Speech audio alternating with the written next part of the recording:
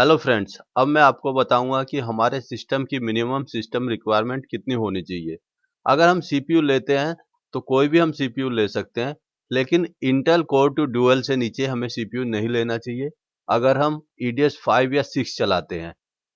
अगर 6 और 5 का यूज हम करते हैं तो जाहिर सी बात है कि उसकी स्पीड भी फास्ट होनी चाहिए।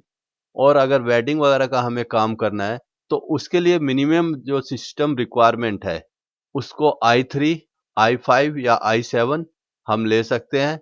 और नॉर्मल घर में काम करने के लिए अगर हमें लेना है तो कोर टू डुअल भी चलेगा। तो फ्रेंड्स, अब बारी आती है रैम की। हमें रैम कितनी रखनी चाहिए?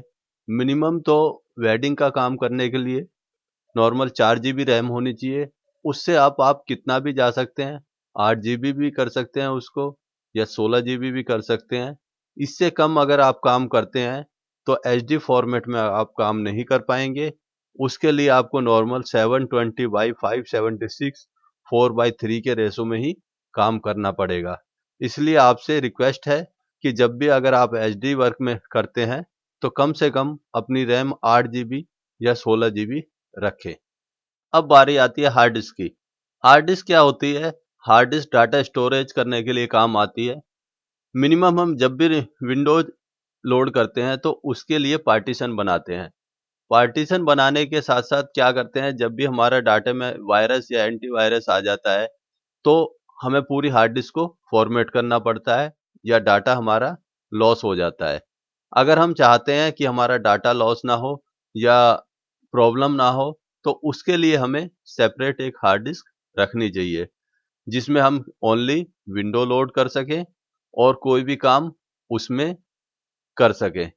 या सॉफ्टवेयर हमें नए लोड करने पड़े या विंडोज लोड करनी पड़े तो वो सारी चीज़ें हम उसमें रख सकते हैं। इससे आपके दो फायदे हैं। एक तो आपके सिस्टम की स्पीड फास्ट रहेगी। दूसरा क्या है, अगर आपके उसमें कोई वायरस आता है तो वो सिर्फ सी ड्राइव को ही आपकी इफेक्ट करेगा, बाकी आपके डाटा में कोई प्रॉब्लम नहीं होगी।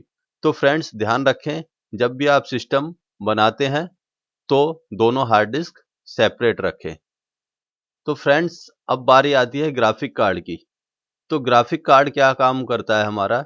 ग्राफिक कार्ड हमारी कलर क्वालिटी को इम्प्रूव करता है, यानी कि हमारी पिक्चर क्वालिटी को।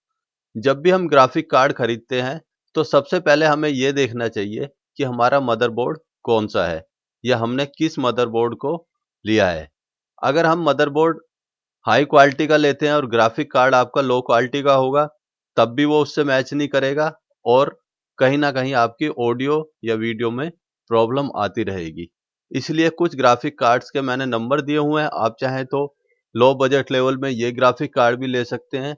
मदरबोर्ड अगर सीपीयू आप लेते हैं तो उसके अकॉर्डिंगली ही आपको ग्राफिक कार्ड लेना पड़ेगा जो कि उस पर सपोर्ट करे।